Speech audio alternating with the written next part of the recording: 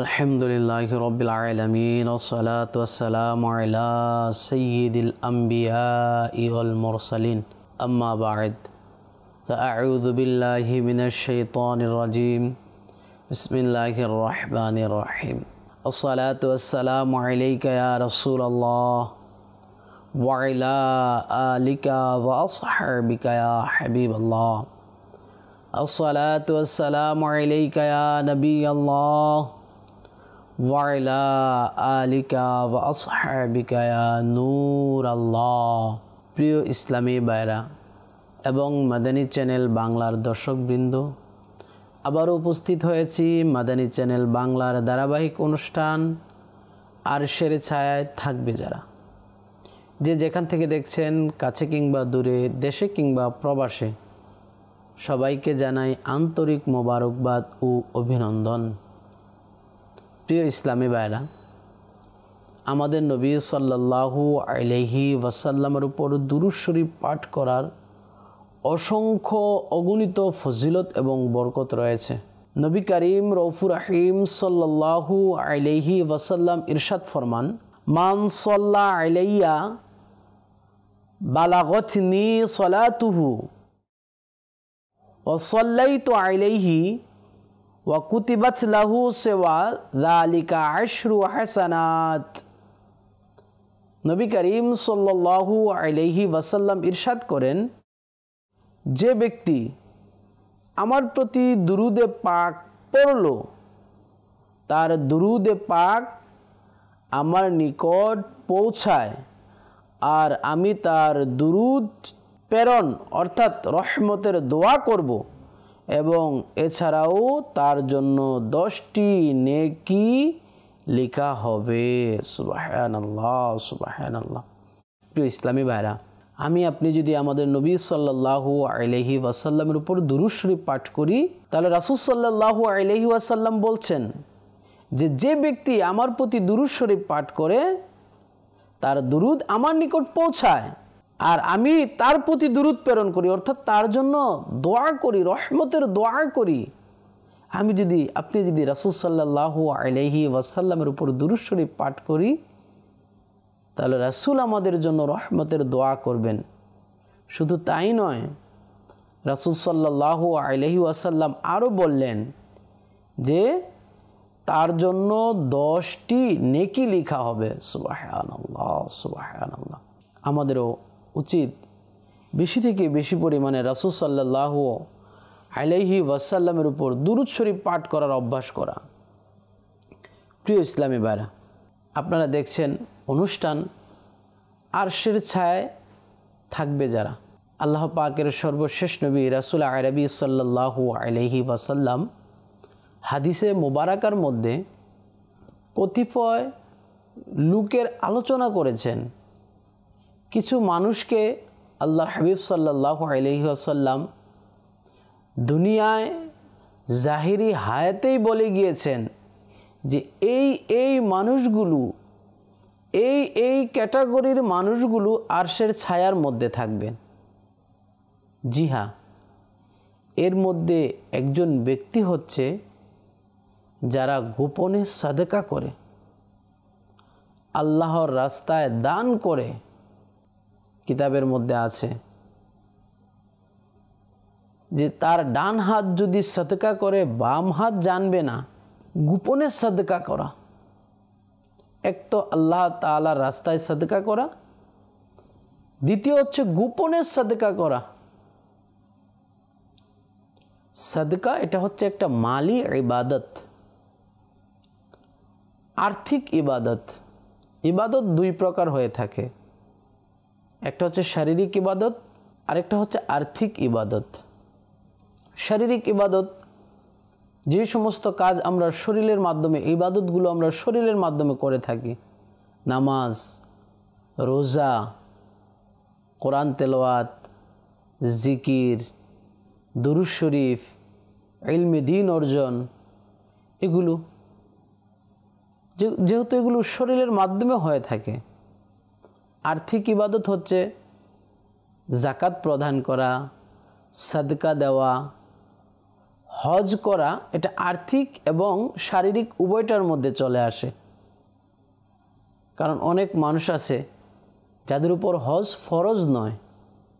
তা সাদকা এটা একটা ইবাদত। এক তো সাদকা, দ্বিতীয়ত গোপনে সাদকা করা। সাদকা তো অনেকেই করে, আল্লাহর রাস্তায় খরচ অনেকেই করে, কিন্তু অনেক মানুষ রয়েছে যারা সাদকা করার পর, দান করার পর, আল্লাহর রাস্তায় ব্যয় করার পর তার বিনিময় দুনিয়ার মধ্যে চায়। সাদকার বিনিময়ে শোহরত চায়, প্রসিদ্ধতা চায়, মানুষের কাছে সম্মান চায়, বাহবা চায়। এই ধরনের সাদকা কোনো কাজে আসবে না। রাসূল সাল্লাল্লাহু আলাইহি ওয়াসাল্লাম বলেছেন, যেদিন আরশের ছায়া ব্যতীত কোনো ছায়া থাকবে না, ওই কঠিন সময়ে আরশের ছায়ার মধ্যে তারাই থাকবে যারা গোপনে সাদকা করে, আল্লাহর রাস্তায় ব্যয় করে, গরিব দুঃখী অসহায় মানুষের পাশে দাঁড়ায়। আসুন আমরা কিছু সাদকার ফজিলত শ্রবণ করে নেই। সাদকা কাকে বলা হয়? সাদকার সংজ্ঞা হচ্ছে আল্লাহ তাআলা এবং তার হাবিব সাল্লাল্লাহু আলাইহি ওয়াসাল্লামের রেজামন্দির জন্য, আল্লাহ এবং আল্লাহর হাবিবকে খুশি করার জন্য, সওয়াব অর্জনের নিয়তে, উদ্দেশ্যে নিজের পরিবার পরিজন, আত্মীয় স্বজন, শরঈ ফকির, মিসকিন, ইয়াতিম, মুসাফির, গরিব এবং অন্যান্য মুসলমানের উপর এবং প্রত্যেক জায়েজ নেক কাজ করার জন্য হালাল এবং জায়েজ সম্পদকে ব্যয় করা সদকা বলা হয়। আল্লাহর রাস্তায় খরচ করা বলা হয়। পরিবার পরিজনের উপর ব্যয় করা এটাও সদকা। আত্মীয় স্বজন, পাড়া প্রতিবেশী, গরিব, মিসকিন, ফকির এবং কি প্রত্যেক নেক এবং জায়েজ কাজের মধ্যে সওয়াবের নিয়তে আল্লাহ এবং আল্লাহ রাসূল সাল্লাল্লাহু আলাইহি ওয়াসাল্লামের রেজামন্দির জন্য ব্যয় করাকে সাদকা বলা হয়। সাদকার সম্পর্কে আল্লাহ তাআলা পবিত্র কোরআনুল কারীমের মধ্যে ইরশাদ ফরমান, সূরা বাকারা, বিসমিল্লাহির রহমানির রহিম, ইয়া আইয়ুহাল্লাযীনা আমানু আনফিকু মিম্মা রাযাকনাকুম। তরজমায় কানজুল ঈমান, এ ঈমানদারেরা আল্লাহর রাস্তার মধ্যে আল্লাহর দেওয়া মাল থেকে খরচ করো। আল্লাহ তাআলা কোরআনের মধ্যে বলেছেন যে আল্লাহ তাআলা আমাদেরকে যা দিয়েছেন তা থেকে যেন আমরা আল্লাহর রাস্তায় কি করি? খরচ করি। প্রিয় ইসলামী ভাইরা, একটু চিন্তা করে দেখুন, আপনাকে আল্লাহ তাআলা সাদকা করার মতো তৌফিক দিয়েছে। আপনার মতো হাজারো মানুষ আছে যারা মানুষ থেকে সাদকা নিয়ে জীবন যাপন করে। হয়তোবা আপনি আমিও তাদের মধ্য থেকে হতে পারতাম। তো আল্লাহ তাআলার কোটি কোটি দয়া, আল্লাহ তাআলার ইহসান, আল্লাহ তাআলা আমাকে আপনাকে ওই সমস্ত মানুষের অন্তর্ভুক্ত করেছে যারা সাদকা দেওয়ার উপযুক্ত, যাদেরকে আল্লাহ তাআলা সাদকা দেওয়ার ক্ষমতা দিয়েছে। তো আমরা কেনই সাদকা করব না? আল্লাহর রাস্তায় দান করব না? আল্লাহর দেওয়া সম্পদ থেকে, আল্লাহর দেওয়া রিজিক থেকে আল্লাহর রাস্তায় ব্যয় করা আল্লাহর হুকুম এটা। আসুন সাদকার সম্পর্কে আমাদের নবী সাল্লাল্লাহু আলাইহি ওয়াসাল্লাম কি ইরশাদ করেছে আমরা শ্রবণ করি। রাসূল সাল্লাল্লাহু আলাইহি ওয়াসাল্লাম ইরশাদ ফরমান, আস-সাদাকাতু তাসুদ্দু ৭০ বাবাম মিনাস সুই, অর্থাৎ সদকা অমঙ্গলের ৭০টা দরজাকে বন্ধ করে দেয়। সুবহানাল্লাহ, সুবহানাল্লাহ। আমার একটা ঘটনা মনে পড়ে গেল যে একবার সুলাইমান আলাইহিস সালাতু ওয়াস সালামের যুগে একটা লোকের বাড়ির সামনে একটা পাখি বাসা বেঁধেছিল। আর যখনই ওই পাখি তার বাসার মধ্যে ডিম পাড়ে, ডিম দেয়, ওই লোকটি গিয়ে বাসা থেকে ডিম এনে খেয়ে নেয়। যখন দুই একবার এরকম হলো, তখন ওই পাখিটা কষ্টে ভরা হৃদয় নিয়ে আল্লাহর নবী সুলাইমান আলা নবীনা ওয়া আলাইহিস সালাতু ওয়াস সালামের দরবারে গিয়ে অভিযোগ করলেন, যেহেতু আল্লাহ তাআলা সুলাইমান নবীকে মাছ, পাখি, পিঁপড়া ইত্যাদির ভাষা বোঝার ক্ষমতা দান করেছিল, এটা ওনার মুআজিজা ছিল, আল্লাহ তাআলা ওনাকে মুআজিজা স্বরূপ দান করেছেন। সুলাইমান আলা নবীনা ওয়া আলাইহিস সালাতু ওয়াস সালাম একটা জিনকে আদেশ দিলেন যে ওই ব্যক্তি যখন আবার পাখির বাসায় ডিম নেওয়ার জন্য গাছে উঠবে, তুমি তাকে ধাক্কা দিয়ে ফেলে দিবে। ওই ব্যক্তি আবার যখন পাখি ডিম দিল, ওই ব্যক্তি ডিম নেওয়ার জন্য গাছের মধ্যে উঠলেন, পাখির ডিম নিয়ে আসলেন, খেয়ে ফেললেন। পাখি আবার সুলাইমান নবীর কাছে গিয়ে অভিযোগ করলেন যে আপনি তো এর কোনো ব্যবস্থা করেন নাই, লোকটি বারবার আমার বাসার ডিমগুলো নিয়ে খেয়ে ফেলে। তখন সুলাইমান আলা নবীনা ওয়া আলাইহিস সালাতু ওয়াস সালাম জিনকে ডাকলেন, জিজ্ঞেস করলেন, তুমি কেন তাকে ধাক্কা দিয়ে ফেলে দাওনি গাছ থেকে? তখন ওই জিন বলতে লাগলো, ইয়া নবী আল্লাহ, ওই লোকটি গাছে ওঠার সময় এক মুষ্টি খাবার আল্লাহর রাস্তায় সাদকা করেছিল। লোকটি গাছে ওঠার আগে একটা ফকির তার কাছে এসেছিল এবং সে এক মুষ্টি খাবার আল্লাহর রাস্তায় সাদকা করেছিল, ফকিরকে দিয়েছিল। ফকিরকে সাদকা করার পর সে গাছের মধ্যে উঠল, আর আমি যখনই গেলাম তাকে ধাক্কা দিয়ে ফেলে দিতে, এমন সময় দুইজন ফেরেশতা আসলেন, আমাকে অনেক দূরে নিক্ষেপ করে ফেলে দিলেন। প্রিয় ইসলামী ভাইরা, দেখুন আল্লাহ তাআলার রাস্তায় সাদকা করার কারণে, দান করার কারণে ওই ব্যক্তি কত বড় বিপদ থেকে বেঁচে গেলেন। তো রাসূল সাল্লাল্লাহু আলাইহি ওয়াসাল্লাম বলেছেন, সাদকা অমঙ্গলের 70টি দরজাকে বন্ধ করে দেয়। সুবহানাল্লাহ, সুবহানাল্লাহ। রাসূল সাল্লাল্লাহু আলাইহি ওয়াসাল্লাম আরও ইরশাদ ফরমান। কি ইরশাদ ফরমান? আসুন আমরা শ্রবণ করি। কুল্লু মরিইন ফি যিল্লি সাদাকাতিহি হাত্তা ইউকদা বাইনান নাস, অর্থাৎ প্রত্যেক ব্যক্তি কিয়ামতের দিন নিজের সাদকার ছায়ার মধ্যে থাকবে ওই সময় পর্যন্ত যতক্ষণ মানুষের মধ্যে ফয়সালা হয়ে যাবে। মানুষের মধ্যে ফয়সালা হওয়া পর্যন্ত প্রত্যেক ব্যক্তি কিয়ামতের ময়দানে তার সাদকার ছায়ার মধ্যে থাকবে। সুবহানাল্লাহ, সুবহানাল্লাহ, সুবহানাল্লাহ। প্রিয় ইসলামী ভাইরা, আমরা যদি একটু চিন্তা করি, একটু ভেবে দেখি, তাহলে আমাদের জন্য কত বড় একটা শিক্ষা এখানে এই হাদিসে মোবারকা। কিয়ামতের ময়দানে যখন আল্লাহ তাআলার আরশের ছায়া ব্যতীত কোনো ছায়া থাকবে না, সূর্য 100 মাইল উপরে থাকবে, জমিন তামার হবে, সমস্ত মানুষ নাফসি নাফসি করতে থাকবে, মা তার ছেলেকে পরিচয় দেবে না, ছেলে তার মাকে চিনবে না, পরিচয় দিবে না। এমন কঠিন সময় সূর্যের তাপে মানুষের শরীর থেকে এমনভাবে ঘাম বেয়ে বেয়ে পড়বে, কারো ঘাম হাঁটু বরাবর হবে, কারো সিনা বরাবর হবে, কারো নাক বরাবর হবে, কেউ বা ঘামের মধ্যে হাবুডুবু খাবে। মানুষের মাথার মগজ টকবক করতে থাকবে।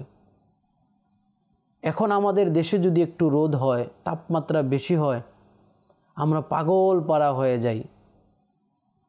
কোথায় গেলে একটু শান্তি পাবো, একটু শান্তির জায়গা খুঁজি, কোথায় গেলে শরীরের মধ্যে ঠান্ডা অনুভব হবে ওই স্থান খুঁজে বেড়াই।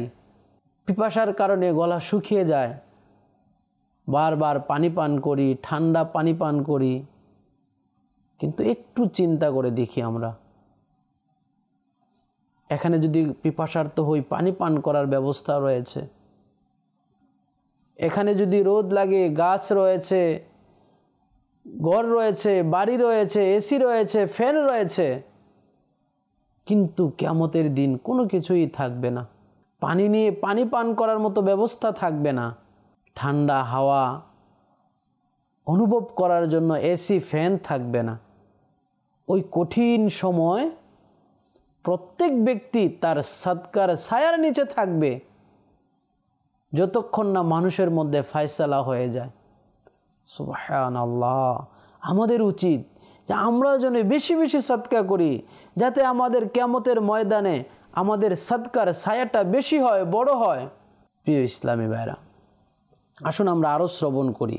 আমাদের নবী সাল্লাল্লাহু আলাইহি ওয়াসাল্লাম ইরশাদ ফরমান, রাসূল সাল্লাল্লাহু আলাইহি ওয়াসাল্লাম বলেন, নিশ্চয়ই সদকা প্রদানকারীকে সদকা কবরের গরম থেকে বাঁচাবে এবং মুসলমান কিয়ামতের দিন তার সদকার ছায়ার নিচে অবস্থান করবে। সুবহানাল্লাহ। সদকা আপনাকে আমাকে কবরের গরমি থেকে, কবরের আযাবের গরম থেকে আমাকে আপনাকে রক্ষা করবে। সদকার নিচে আমরা, ছায়ার নিচে আমরা কিয়ামতের দিন অবস্থান করতে পারবো। জি হ্যাঁ, আমাদের নবী সাল্লাল্লাহু আলাইহি ওয়াসাল্লাম আরও ইরশাদ ফরমান, নামাজ, দলিল এবং রোজা গুনাহের মধ্যে ঢাল। সদকা গুনাহগুলোকে এমনভাবে মিটিয়ে দেয় যেমনভাবে পানি আগুনকে মিটিয়ে দেয়। সুবহানাল্লাহ, সুবহানাল্লাহ। রাসূল সাল্লাল্লাহু আলাইহি ওয়াসাল্লাম ইরশাদ করেছেন যে নামাজ হচ্ছে দলিল। কিয়ামতের ময়দানে যারা নামাজকে হেফাজত করবে, নামাজ তাদের জন্য দলিল হবে, নূর হবে, মুক্তি লাভের উপায় হবে। আর রোজা হচ্ছে ঢাল স্বরূপ, গুনাহের মাঝে ঢাল স্বরূপ। আর সদকা গুনাহকে এমনভাবে মিটিয়ে দেয় যেমনভাবে পানি আগুনকে মিটিয়ে দেয়। প্রিয় ইসলামী ভাইরা, সদকা সম্পর্কে আমাদের নবী সাল্লাল্লাহু আলাইহি ওয়াসাল্লাম আরও বলেন, সদকা প্রদান করো, ভোরবেলা সদকা প্রদান করো, কেননা বালা মুসিবত সদকার আগে যেতে পারে না। রাসূল সাল্লাল্লাহু আলাইহি ওয়াসাল্লাম বলছেন যে তোমরা সকাল সকাল সদকা করো, কেননা বালা মুসিবত সদকার আগে যেতে পারে না। সুবহানাল্লাহ, সুবহানাল্লাহ। রাসূল সাল্লাল্লাহু আলাইহি ওয়াসাল্লাম আরও বলেন, মুসলমানের সদকা তাদের উমর বয়সকে বাড়িয়ে দেয় এবং মন্দ মৃত্যু থেকে তাদেরকে বাঁচিয়ে নেয়। আল্লাহ পাক ওই সদকার বরকতে সদকা প্রদানকারীকে অহংকার এবং ফকর করার খারাপ অভ্যাস থেকে দূর করে দেয়। সুবহানাল্লাহ, সুবহানাল্লাহ, সুবহানাল্লাহিল আযীম। আল্লাহ তাআলা কত মহান, সদকার কত ফজিলত রয়েছে, সদকা করার এত বরকত রয়েছে। সদকা প্রদান করলে সম্পদ বৃদ্ধি পায়। সদকা হায়াতকে বাড়িয়ে দেয়। প্রিয় ইসলামী ভাইরা, রাসূল সাল্লাল্লাহু আলাইহি ওয়াসাল্লাম আরও বলেন, ইন্নাহা হিজাবুম মিনান নারি লিমান ইহতাসাবাহা ইয়াবতাগি বিহা ওয়াজহাল্লাহ। অর্থাৎ যে আল্লাহ তাআলার সন্তুষ্টির জন্য, আল্লাহ তাআলার সন্তুষ্টি লাভের উদ্দেশ্যে সদকা করে, সদকা প্রদান করে, তাহলে ওই সদকা তার এবং আগুনের মাঝখানে বাধা প্রদানকারী হয়ে যায়, রুকওয়াট হয়ে যায়। সুবহানাল্লাহ, সুবহানাল্লাহ। প্রিয় ইসলামী ভাইরা, আপনারা শুনলেন তো সদকা করার কত ফজিলত রয়েছে। সদকা করার এত এত ফজিলত রয়েছে যে আমি আপনি যদি শ্রবণ করি তাহলে মন চাবে যে বারবার সদকা করি, কিন্তু আমাদেরকে শয়তান দিবে না সদকা করতে। শয়তান মানুষের প্রকাশ্য শত্রু। শয়তান চায় না যে আপনি আমি সদকা করে কবরে আযাব থেকে বেঁচে যাই।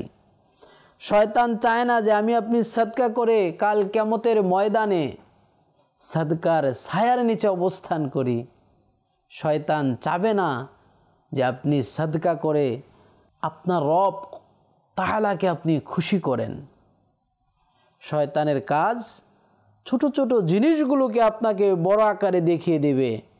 আপনি সদকা করবেন, আপনার তো এটা প্রয়োজন, ওটা প্রয়োজন, এই জিনিস দরকার, ওই জিনিস দরকার। প্রিয় ইসলামী ভাইরা, সদকা করার এত ফজিলত রয়েছে। কিতাবের মধ্যে আছে, যদি কেউ সদকা করে তাহলে তার রিজিকের মধ্যে প্রশস্ততা হয়। কেউ যদি সদকা করে তাহলে তার সম্পদের মধ্যে বরকত হয়। সদকা করার আরও অসংখ্য অগণিত ফজিলত রয়েছে। প্রিয় ইসলামী ভাইরা এবং মাদানী চ্যানেলের দর্শকবৃন্দ, আমাদেরও উচিত আমরা যেন সদকা করি। আল্লাহ তাআলা কোরআনের মধ্যে ইরশাদ ফরমান, প্রকাশ্যে সদকা করা ভালো, তার চেয়ে আরো ভালো গোপনে সদকা করা। রাসূল সাল্লাল্লাহু আলাইহি ওয়াসাল্লাম গোপনে সদকাকারীর বিষয়ে বলেছেন যে যেই দিন আরশের ছায়া ব্যতীত কোনো ছায়া থাকবে না, ওই কঠিন সময়ে তারা আল্লাহ তাআলার আরশের ছায়া থাকবেন। কারা? যারা গোপনে সদকা করে। যারা সদকা করে কিন্তু সদকার বিনিময়ে দুনিয়াবি কোনো উপার্জন তাদের প্রয়োজন হয় না। সদকা করে দুনিয়ার লোভ লালসা থেকে দূরে থাকে। সদকা করে কিন্তু শুধুমাত্র লিল্লাহিয়াতের জন্য সদকা করে। সদকা করে তো আল্লাহ তাআলা এবং আল্লাহর রাসূলকে খুশি করার জন্য সদকা করে। সদকা করে তো মুসলমান ভাইয়ের পেরেশানিকে দূর করার জন্য সদকা করে। তাহলে ওই সমস্ত লোক যারা গোপনে সদকা করে তাদেরকে আল্লাহ তাআলা মহান আরশের ছায়া দান করবেন, যেদিন আল্লাহ তাআলার আরশের ছায়া ব্যতীত কোনো ছায়া থাকবে না। প্রিয় ইসলামী ভাইয়েরা, সদকার ক্যাটাগরি অনেক রয়েছে। জি হ্যাঁ, সদকা কবুল হওয়ার মধ্যে শর্ত হচ্ছে ইখলাস থাকা, শুধুমাত্র আল্লাহ তাআলার জন্য সদকা করা, লোক দেখানো সদকা না করা। আমাদের সাহাবায়ে কেরাম আলাইহিমুর রিদওয়ান, আমরা যদি উনাদের পবিত্র জীবনের দিকে তাকাই তাহলে উনাদের কেমন সদকার জজবা ছিল, আল্লাহর রাস্তায় ব্যয় করার জজবা ছিল। আবু বকর সিদ্দিক রাদিয়াল্লাহু তাআলা আনহু, উনি অনেক বড় একজন ব্যবসায়ী ছিলেন, কিন্তু আল্লাহর রাস্তায় দান করতে করতে করতে করতে নিজের যতটুকু ছিল অর্থ সম্পদ সব কিছু আল্লাহর রাস্তায় ব্যয় করে দিলেন। ওসমান গনি রাদিয়াল্লাহু তাআলা আনহু, ওনার সদকা ওনার দানের বিষয়ে সকলেই অবগত আছেন।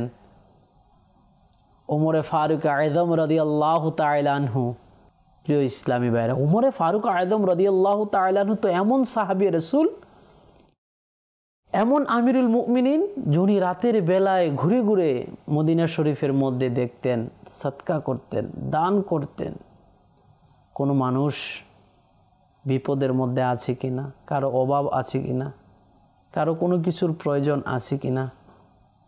আল্লাহ তাআলা আমাদেরকেও আল্লাহর রাস্তায় বেশি বেশি সদকা করার তৌফিক দান করুক। আজ এই পর্যন্ত, ইনশাআল্লাহ দেখা হবে অন্য কোনো বিষয়, অন্য কোনো পর্বে। সে পর্যন্ত ভালো থাকুন, সুস্থ থাকুন, মাদানী চ্যানেল বাংলার সঙ্গে থাকুন। সাল্লু আলাল হাবিব সাল্লাল্লাহু তাআলা আলা মুহাম্মদ সাল্লাল্লাহু তাআলা আলাইহি ওয়াসাল্লাম।